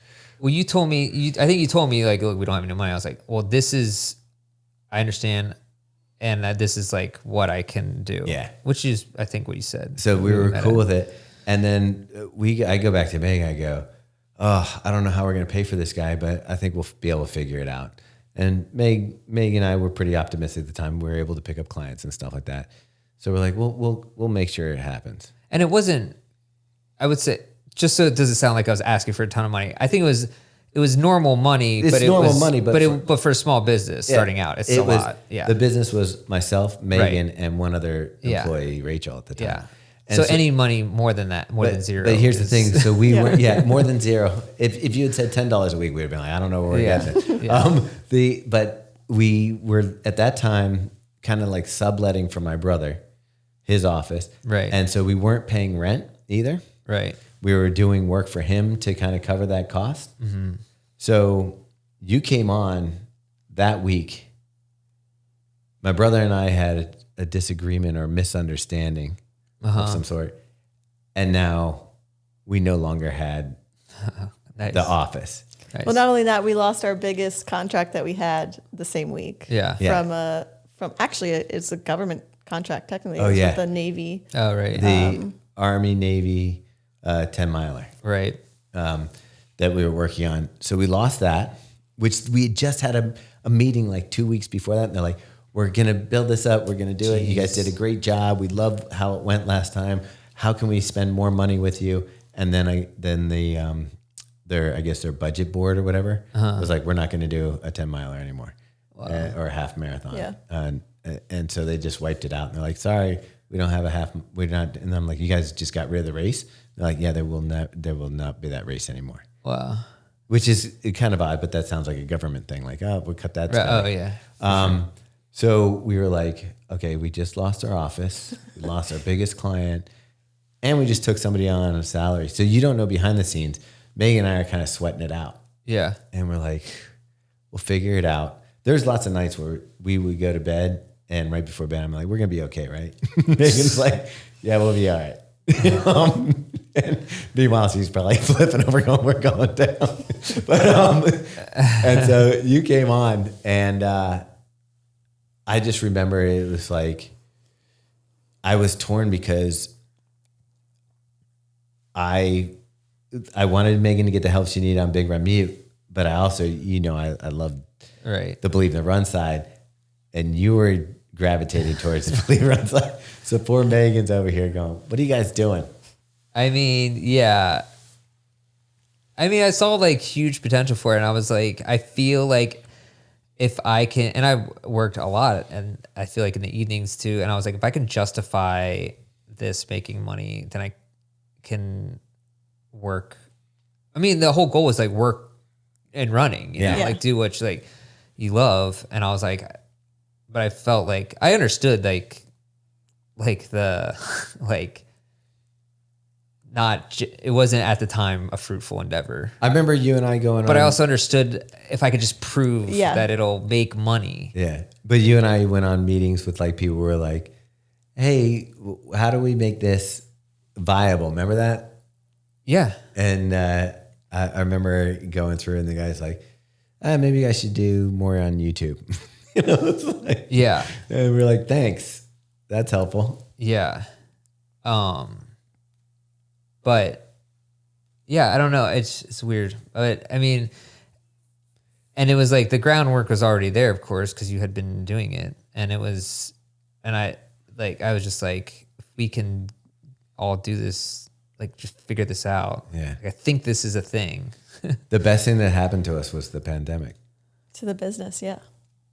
I mean, it forced us to do exactly what you wanted to do the whole time. Which it worked out that it was probably good. I was like focusing on that. Like, no, it definitely 100%. was. Like the fact that when we were doing stuff, like when you and I were working on Believe in the Run. Yeah. I know it wasn't always making you happy, Meg, but like I was like, oh, I've got someone to work on Believe in the Run with. Yeah. But it did, like... It all worked out. It is weird how... Well, and this is what I was talking about, even when I had that shitty job, and I'm like, what's the point of this? Like, it's... Sometimes... It is weird how that works, where sometimes you don't understand how it can... Like, the pandemic... Like, in some ways, it's... I guess... Well, you really... Because it Believe in the Run basically saved the the pandemic saved it.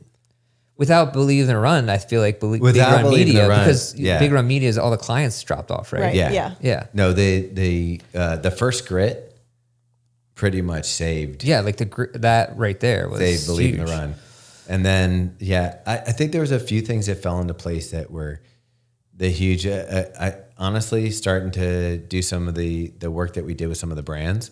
And the stuff because they didn't know what to do during pandemic. Right. So we started doing some of those Instagram live things, which really we started the podcast. We started the podcast. And even the website where more people started running. Right. So then traffic. And then somehow we figured out the ad marketplace for that, which helped. Well, the website is certainly like I am so proud of this work that you've done on the website. Like the website. And I know that even internally, like sometimes we'll have like a a juxtaposition of how we want to approach something. And I think that the more that I've kind of like backed off and let you kind of like figure out some of the stuff without interjecting as much has been beneficial. Like I think that the stuff that you've done to really take it from being sort of like a hobbyist website to now being like a media website. Yeah. And the work. So just behind the scenes for people listening, some of the stuff that Robbe's done for us is like, we knew that we need to update the website. Robbe had a friend that you were connected with through, I think it was through the kids or something. Oh yeah. Like it was one of Kimmy's best friends. Yeah. Yeah. So we worked with them to redo the website. Well, it was like a friend of Kimmy's friend. Sorry. Yeah. But anyways, yeah, I knew them tangentially and they were runners, which I don't even know if I knew they ran at the time, but fantastically talented. Yeah. Drexler. Yeah. Drexler. They're based out in Baltimore. Fantastically talented on the website side. But like, I think the structure and everybody has different strengths on our team. And I think that your ability to kind of like structure things and look at things from a like skeleton, almost like, okay, here's what we need and why it makes sense on the website, especially, you really nailed and worked with the Drexler team. And I found myself, I'm more concerned, like I'm a visual person. And so always forever, I prided ourselves on believing the run I felt was better looking than anything else out there. But it maybe functionally wasn't always right. And then you brought that in and kind of like really turned it into to something. It is interesting because it is funny how like I think about, this goes for anyone who feels like they're lost in life or feel like whatever path they're taking isn't right. Because I do think there are a lot of people, more people than like to admit, that are, what do you call it? Like, there's a term for it, but they basically just, not job collectors, but the path is very indirect. So I think a lot of people feel the pressure when they get out of college to be like, I got to find my purpose in job, or even especially by the time I'm 30, like this is everything that I felt. But then it just takes, some people just takes a different route. Like it was a very jagged like a route. late bloomer. Yeah, in a way, but it's not even, it's everything like the DIY punk band ethic of that, grinding it out, doing shitty stuff, trying to scrape together business or fans. That was like, I didn't realize how much value that provided. Then you just, like I said, certain jobs, dude, dealing with waiting tables for 10 years, I don't give a shit about YouTube comments. Like you can put any YouTube. Every once in a while. Every once in a while. Like, I'm sure but I let it just, maybe in the moment, but it never sits with me. Doesn't stay. Like you can't, if you have someone in your face in person deriding you for not getting their food to them 2 seconds late, or putting a cold piece of broccoli in your hand and saying like this shit sucks. Like, dude, you can't beat that. Yeah. Like no YouTube comment's and so like that prepares you for stuff like that, for the social media side, or just people criticisms. You just let it roll over because it doesn't matter. And then stuff like even boat detailing stuff that was kind of like business minded. Well, it's just like work ethic too. And like all of those jobs, like you said, like none of them like was the perfect trajectory to come here. Right. But a little piece of all of them is like gives you all the skills. Even the web development stuff. Yeah.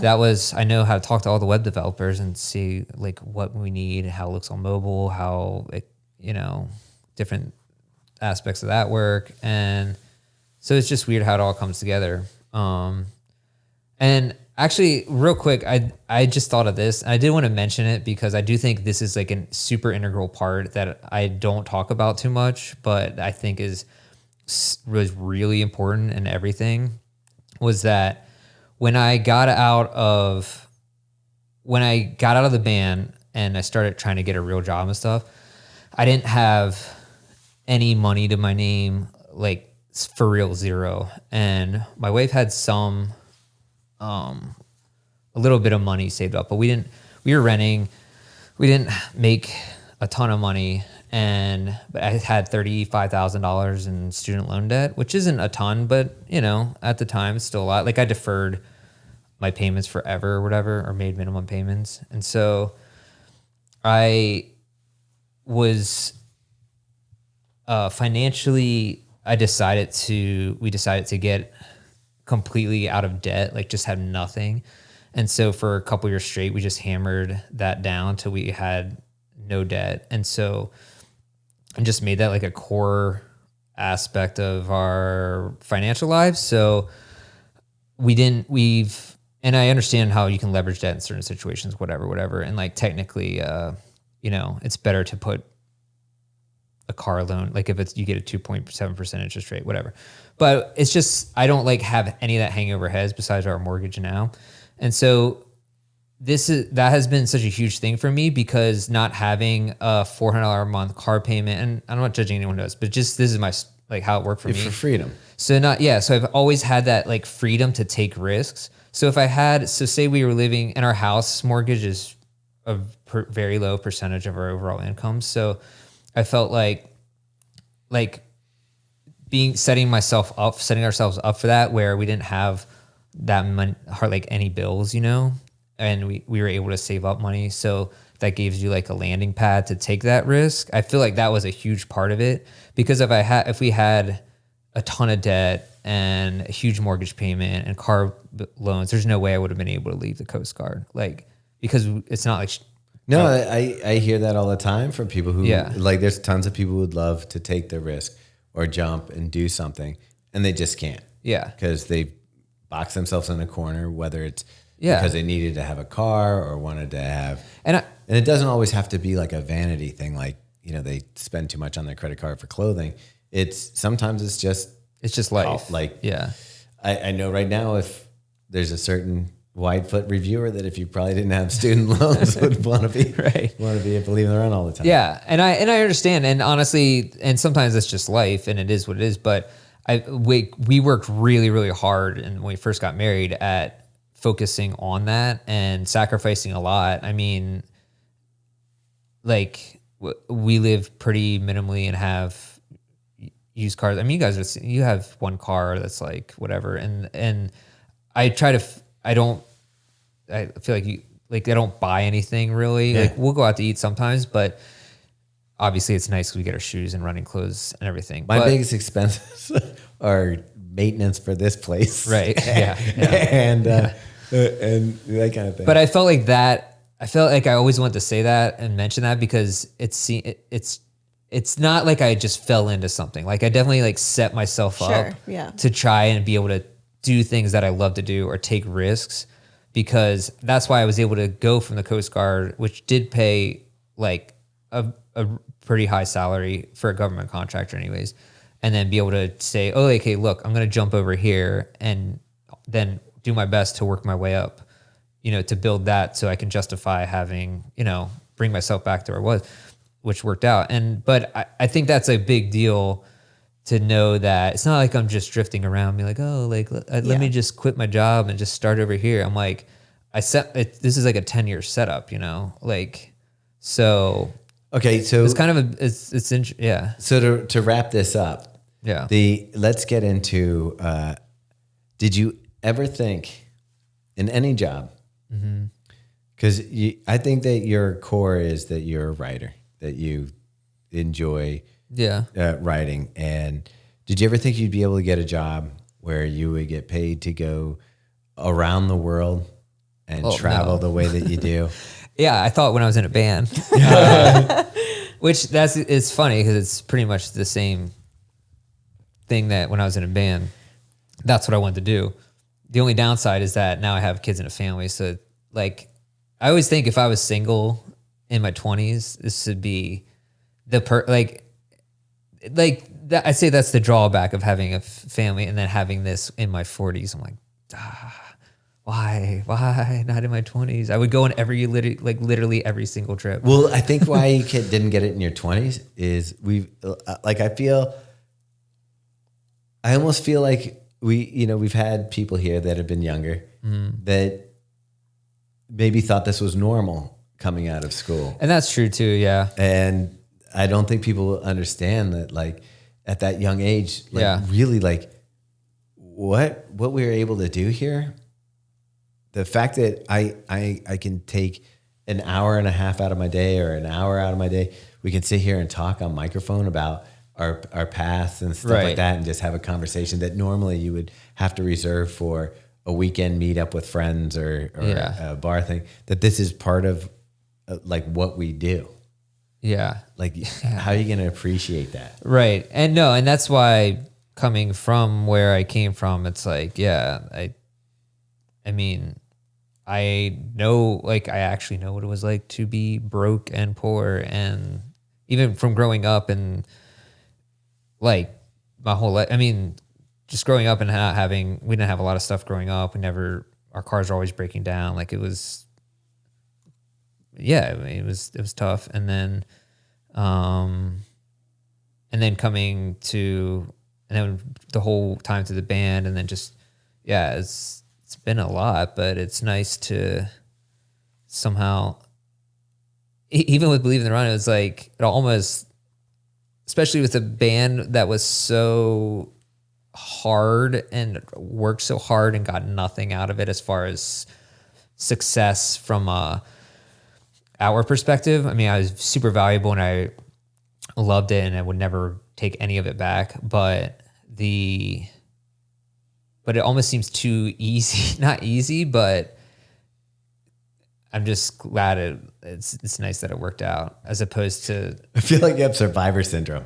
Yeah, I mean, it's like, why do I get this now? No, that's true. I do. Yeah, like or imposter syndrome or whatever, kind of similar. And yeah, it's definitely, I don't know. Anytime that I know this job can get stressful, and I know that we have our days where, it's not all sunshine and whatever. Yeah.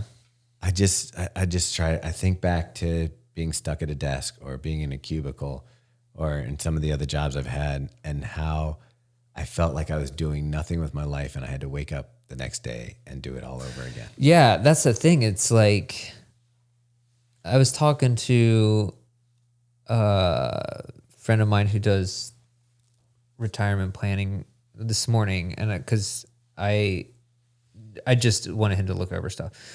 And they're talking about, what about when you reach this age, you can retire, you can quit. I'm like, dude, I'm not going to retire. Like, that's like, it's a weird thing to me, because I'm just not, I never feel like I have to go to work, and I'm never going to, even if I was in a job, I'm always going to find a way to I like doing stuff. Do you know what I mean? And I don't think I'm ever going to. Here's the thing. I think that most people, when they think of retirement, they think of, that's when I can do the things that I want to do.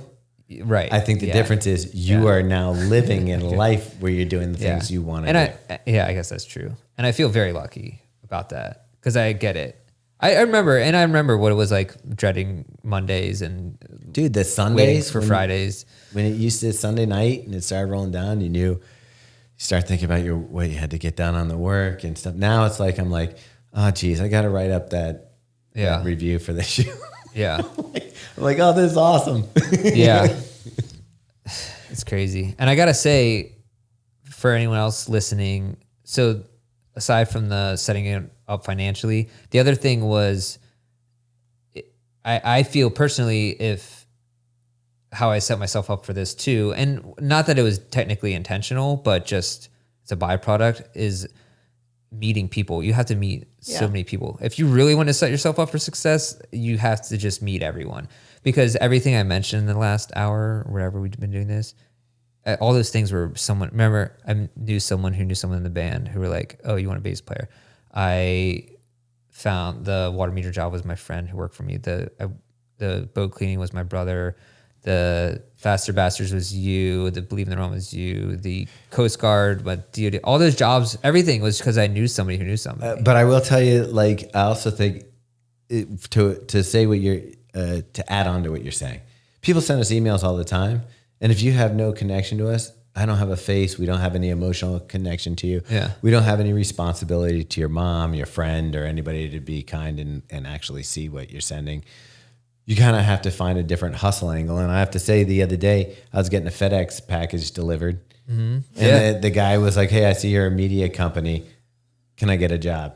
I was like, what do you do? And he sent me his stuff and followed up. And I'm like, this is hustle.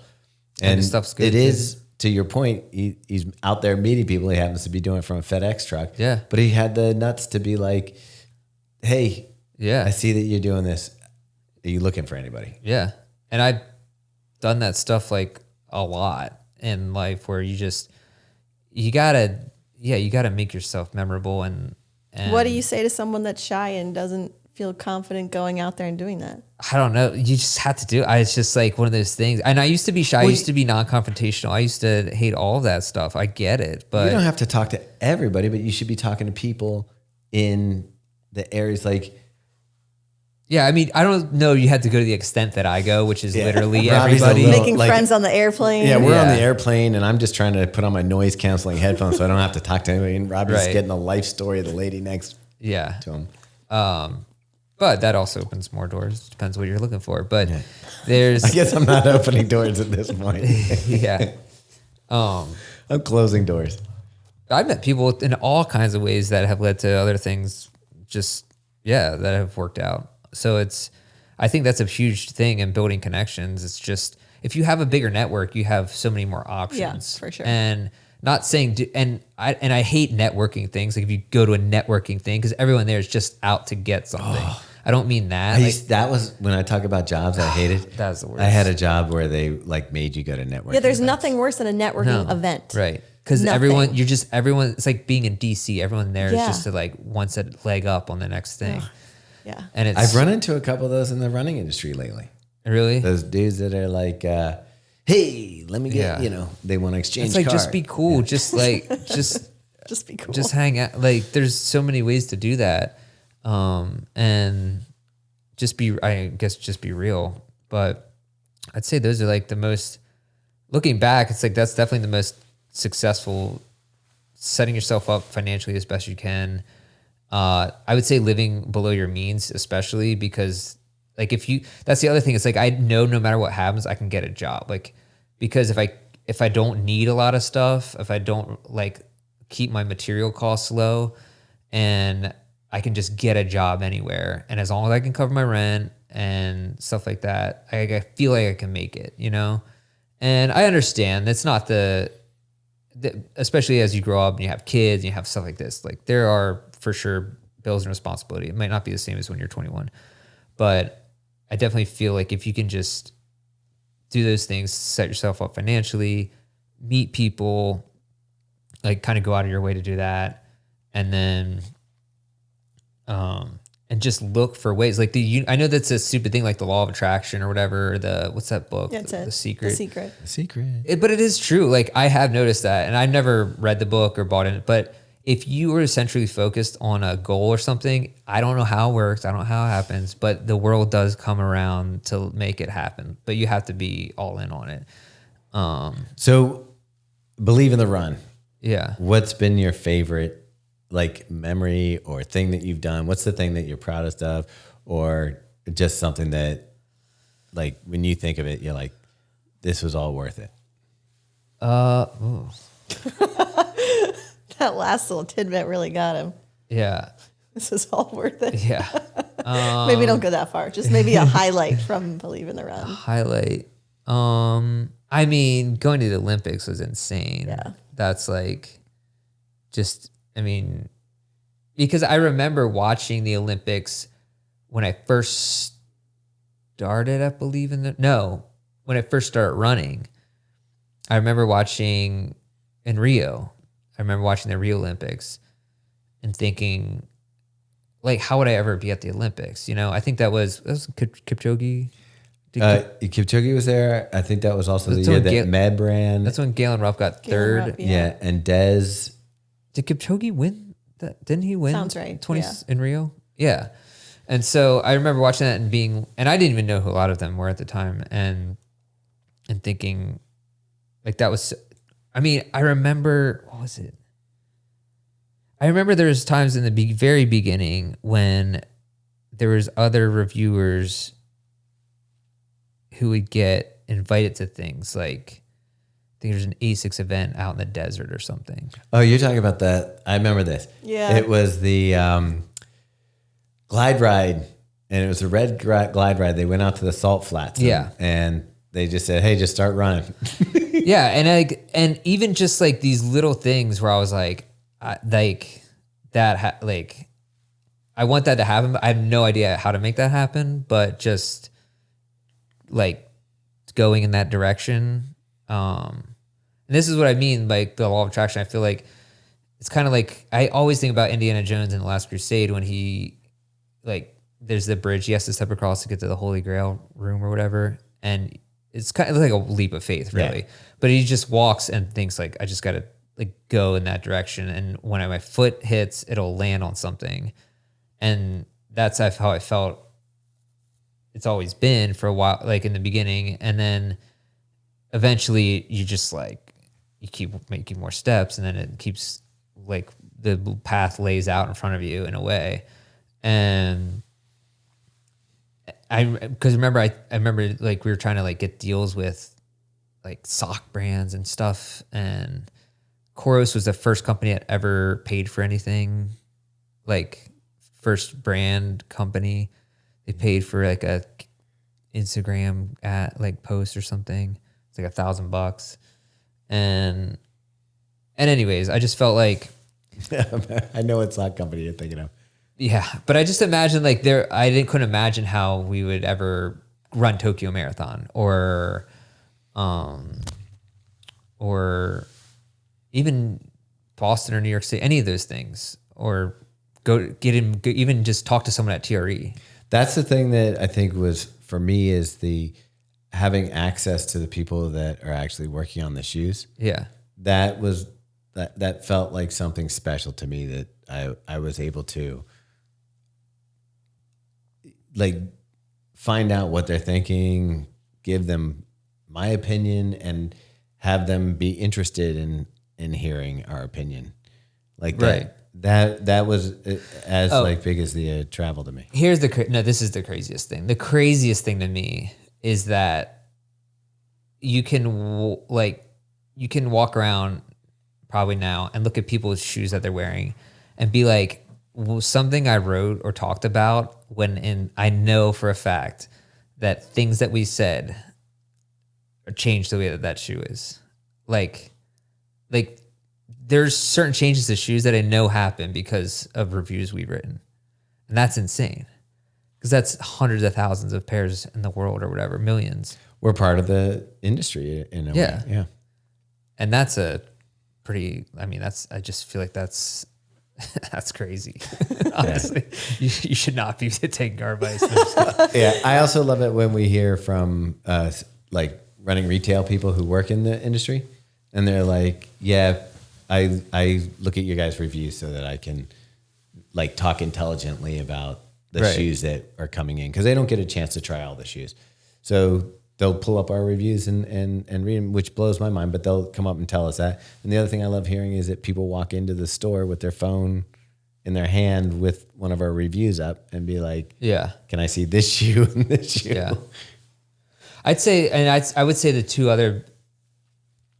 two other favorite things were Chicago was awesome. That was super cool. Yeah. Chicago Shoegazers. That was really cool. And I think I don't know if this is like, it was just like the coolest thing was that underground race I did in Venice. Yeah. Which I wish you would have done. But it was like the coolest thing I've ever done. Like, I think that was cooler than any of the races in a way. But I also, just in a different way. It was amazing just to be on the other side of the world. There's two ones that you did that I think that maybe I should have done, but I didn't want to get up that early for that one. That was ridiculous. And the other one I didn't want to get up early for, which is funny because I'm normally way up before you are, and I'm a morning runner. But you did the steps in the incline. with Taylor in Colorado, and I was like, yeah, maybe I should have done that. It would have been cool, but you should just do a different time because it was super foggy that day, so you couldn't even see anything. Yeah. So. And you'll probably go back there. It wasn't that, but like when I did the escarpment with Taylor and Carl, it was horrible. Right. Like the experience was horrible. We got up to the top. And just knowing that I went through it with Taylor and Carl, there was a special feeling. Like there was a bonding. Like Carl was so sour, but I felt like it was kind of like a bonding moment because you stripped away all the, like, is this real or not? Like, everybody was 100% that day. Yeah, that's pretty cool. But yeah, so I do get that. But Carl ran with you in the Venice race. Right. That was what do they call those? What's the name of those races? I mean, they call it. I thought it was like a version of Taking the Bridge. Mind the Gap. Mind the Gap. That's it. Yeah, I get Taking the Bridge and Mind the Gap confused. Makes sense. Yeah. And that was so much fun and so cool. And you basically ran like it was a Satisfy ad. Yeah, I mean, it was they're all from Milan, just decked and dripped out in Satisfy, and it was Diodora, kind of loosely with Diodora, which was super cool of them, and just the like running in Venice when it's completely empty, like a ghost town, was just wild. Which is also weird because we were there later in the day, and it's packed, like shoulder to shoulder almost, and then you're there when it's literally you saw maybe 10 to 15 people there the whole course of the race. And in such an historic place, like it's just an amazing James Bond town. Yeah. Anyways, that was awesome. And then basically, I don't know, just like everything. There's a ton, like it's pretty much every runner's dream. I mean, everything. Okay, I know we're going. Like, can I give a final? Yeah. What are you looking forward to? Like in 2025? Just. With Believe in the Run, what are you looking forward to next? I mean, I am excited about the trail division. I think that's super cool, and Taylor leading that. And I think we might be going back to Tokyo, so that's pretty cool. I think Tokyo is the coolest place in the world that I've been, anyways. Just generally like moving forward. Getting swole. Oh yeah, getting swole for 2025. Getting jacked. All right. My dream is to get stopped by that Body by Mark guy. Him on Instagram. Oh yeah, I do. He's like he stops you and asks you how you look the way you do. You've seen it before. I've only seen one. There's like a 50-year-old woman. And he's like, "What do you eat? What do you do to?" She's like, "I cut out all sugar and alcohol." I was like, "Next, dude." All those people on there. I was just talking about this in the gym to the trainer. He was like, yeah, they're all full of shit. Because all the people in those videos are like, yeah, I eat 6 raw eggs for breakfast and then celery. You're like, no carbs. And just chicken breast and a sweet potato and some more chicken for dinner. I'm like, dude, that sounds horrible. Yeah, sounds like you're living in the Matrix. My trainer is one of them fruit people. Fruitarians. Can you live like that? I'm pretty sure he's not going to live very long. No, he told me what he eats for breakfast. It's crazy. It's like 2 bananas, an avocado, pineapple. Your protein is from nuts. Like you're just not going to get enough protein. Even think he does the nuts. How is that possible? Because you're supposed to get protein. You're supposed to get a gram per pound. Yeah, right? You're not. That's what I'm saying. Yeah, it just doesn't. Does he just do a ton of protein powder? I'll let you talk to him there. I don't even know if he does a protein powder. He's got to. No, it sounds like he probably from peas. I think he's just doing fruit. And there was a guy that ran marathons that just did fruit. That's crazy. Yeah. All right. Well, I think that covers most of it. That was nearly 2 hours. Wait, really? Was it? Yeah. I think, I think the other ones will be a little shorter. Was it really? Yeah. Wow. I mean, I left out probably a lot. I know. That's the crazy part. All right. I hope everyone enjoyed this chat with Robbie, getting a little bit more about his history. All right. Thanks for having me on, guys. It was fun. You're welcome. We might have to make this a 2-parter. All right. Bye. Bye.